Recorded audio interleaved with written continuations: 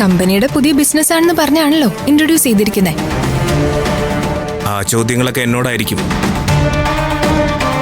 Project manager എന്ന പൊസിഷനിൽ ഇരിക്കുന്നത് ഞാനല്ലേ. ഇതിങ്ങനെ വിട്ടാ ശരിയാവില്ല മമ്മി. അവനിപ്പോ അവളുടെ താളത്തിന് മാത്രം തുള്ളിക്കൊണ്ടിരിക്കുക. ഞാനും അച്ഛനും കൂടെ ഒരു ഫംഗ്ഷന് പോവാ. ഞാൻ പറഞ്ഞിരുന്നില്ലേ, ഞങ്ങൾ പോകുമ്പോ ആ രാജുവിനെയും കൂടെ കൊണ്ടുപോകുന്നുണ്ട്. മമ്മി മമ്മി ഇപ്പൊ നാണം കെട്ട കാര്യം ഞങ്ങളോട് സംസാരിച്ചോണ്ടിരിക്കുന്നേ. അതിന്റെ ഇടയിലാണോ ഫംഗ്ഷന്റെ കാര്യം? മമ്മിയുടെ നാണക്കേട് നിങ്ങൾക്ക് അത്രയും വലിയ പ്രശ്നമാണെങ്കിൽ നാളെ നേരം വെളുക്കുന്നത് വരെ നിങ്ങൾക്ക് സമയമുണ്ട്. ഫംഗ്ഷൻ കഴിഞ്ഞ് ഞാനും നിങ്ങളുടെ ഡാഡിയും രാവിലെ തിരിച്ചു വരൂ.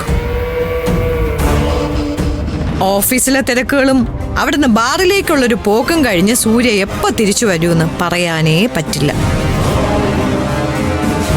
എന്റെ അനുവാദം ഇല്ലാതെ വീട്ടിൽ നിന്ന് ഇറങ്ങിയവള് എന്നെ കണ്ടിട്ടിങ്ങോട്ട് തിരിച്ചു കയറിയാ മതി. മമ്മി, അവളെ എപ്പോ തിരിച്ചെത്തിയാലും ഈ ഗേറ്റിനകത്ത് കയറ്റരുത്. ഗേറ്റിന്റെ പുറത്ത് നിർത്തിയാൽ മതി. അതിന് ഗേറ്റിൽ സെക്യൂരിറ്റി ഉണ്ടല്ലോ, അയാള് അകത്തേക്ക് കയറ്റി വിടില്ലേ? സ്വന്തം വീട്ടിലെ സെക്യൂരിറ്റിയെ നിയന്ത്രിക്കാൻ കഴിയില്ലെങ്കിൽ നീയൊക്കെ എന്തിനാടാ ജീവിക്കുന്നത്? സെക്യൂരിറ്റിയോട് നമുക്ക് പറയാം. പക്ഷേ അവള് ഗേറ്റിന് മുന്നിൽ തന്നെ നിക്കണമെന്നില്ലല്ലോ. അവൾക്ക് അവളുടെ വീട്ടിൽ പൊക്കൂടെ? ഇല്ലെങ്കിൽ ആരതിയുടെ വീട്ടിൽ പൊക്കൂടെ? പൊയ്ക്കോട്ടെ.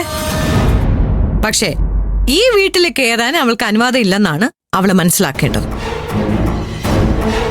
പിന്നെ അവളും അവളുടെ അച്ഛനും ഒക്കെ ആത്മാഭിമാനത്തിന്റെ കണക്ക് 3 നേരം വിളമ്പി തിന്നുന്നവരാണല്ലോ. അതുകൊണ്ട് അവള് പോവില്ല. ഗേറ്റിന്റെ പുറത്ത് തന്നെ ഉണ്ടാവും ഞാൻ തിരിച്ചെത്തുന്നത് വരെ. അതെ, അളിയന്റെ കാര്യമാ. നന്ദിനി ഗേറ്റിന് പുറത്തു നിന്നാൽ അളിയൻ എങ്ങനെയാണ് പ്രതികരിക്കുന്നതെന്ന് പറയാൻ പറ്റില്ല. അവൻ പ്രതികരിക്കട്ടെ. അല്ലെങ്കിൽ ഇപ്പൊ അതിനെന്തെങ്കിലും കുറവുണ്ടോ ഇവിടെ? അതൊക്കെ ഞാൻ നോക്കിക്കോളാം. പിന്നെ ഞാൻ തിരിച്ചു വരുമ്പോ അവളുടെ മുന്നിൽ തോറ്റ് തല കുനിച്ചാണ് ഈ 3 നിക്കണമെങ്കിൽ പിന്നെ ഒരൊറ്റ കാര്യത്തിന് എന്റെ മുമ്പിൽ ഒന്ന് വരുത്തും. പറഞ്ഞേക്കാം.